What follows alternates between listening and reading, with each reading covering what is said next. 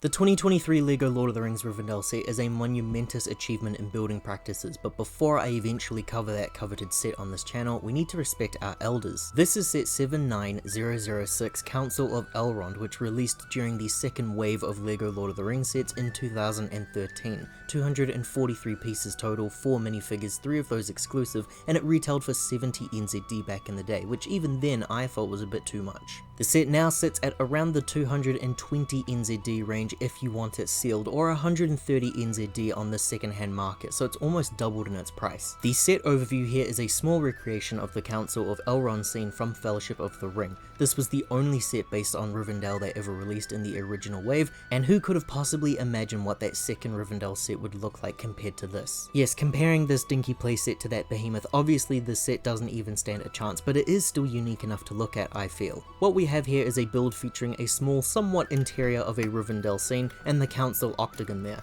It's not much as far as features go, but I do think it sells the design of Rivendell as best it can for the time it released. Comparing to other playsets of the line that released though, which was pretty much all of them, then it can't quite compare to say a Helm's Deep. The build is separated into two. The council seating area and the archway are connected at their bases by Technic pegs there. Having now built that new one, this really was something in comparison. We have enough space for the figures included in the set at the very least, but you don't really have a lot of room for others. There's a nice simple tree build here with some greens and oranges for the leaves, and 3 chairs with sticker details all facing the gold podium. That podium has a studded tile on top which allows the ring to sit in place nicely. Underneath that podium is a cool feature of the eye, which is a sticker detail. A better way to see that eye though underneath is through the use of the launching feature. This is a simple push system at the back of the set here, which presses the eye underneath forward and launches the plate on the other side. You can place Gimli here and recreate the scene in which he thought he could destroy the ring with his axe. It's a simple feature that works incredibly well. The archway is just added decoration to help sell that scene.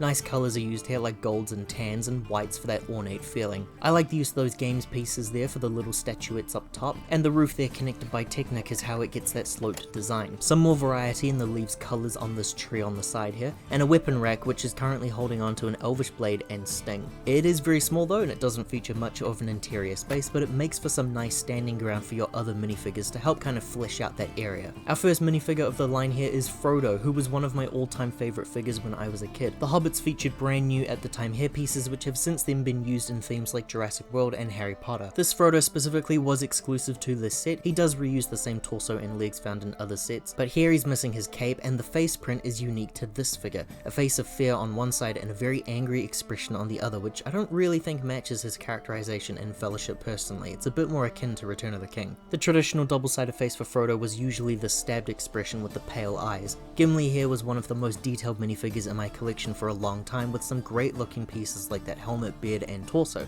He uses the same small legs like Frodo to show off that dwarven height, which would be altered in the 2023 release. The helmet looks excellent, even still to this day. With the details and shaping going on, I think it's a standout piece. Gimli actually featured a double-sided face, which I didn't really think was necessary back then, even still, since you can't really tell what his expression is under the beard and the helmet. Removing the helmet shows us angry eyebrows and neutral eyebrows though, and underneath the beard he appears clean shaven. Gimli would be released in 5 sets total across the line, 4 of them in the Lord of the Rings theme and 1 Dimensions pack. And this is Elrond, who is easily the best figure of the set and exclusive. He would get a remake both earlier as a pre-order bonus for the game and later on down the line in the Hobbit sets, but all 3 variants were based on different iterations. Elrond has an excellent double-sided cape, sporting some ornate robes using the colours of reds, gold, and brown. Elrond also uses a rubberish hairpiece with a crown that's been moulded into it along with elf ears. Some of the elves in the line used hard plastic for their hairpieces, but the 2 in this set have a Friends-like rubber design.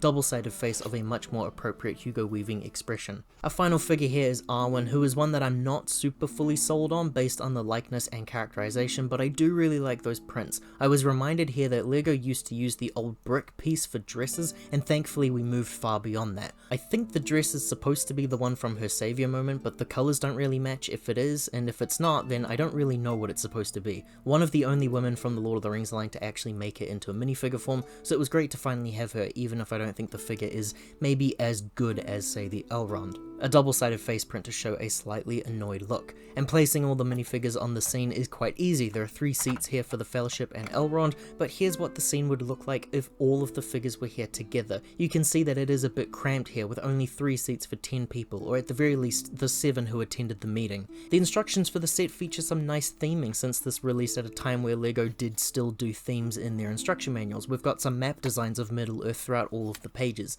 The back here features the set all finished up, and we have a minifigure roster for the second wave that released in 2013. Very cool selection of minifigures based more so on the second and third movie this time round. An ad for the official website, and an ad for the Black Gate set which tells you that if you buy 2 of them you can have a massive screen accurate Black Gate, even though the set is already double doored, so you'd be having 4 gates. And an ad for the pirate ship Ambush, which is tragically the only Lord of the Rings set that I'm missing, so it is a sore subject for me. We have an ad for the board games theme which featured a game for the Lord of the Rings. Oh my god, an ad for the video game of Lord of the Rings which had released by this point as well.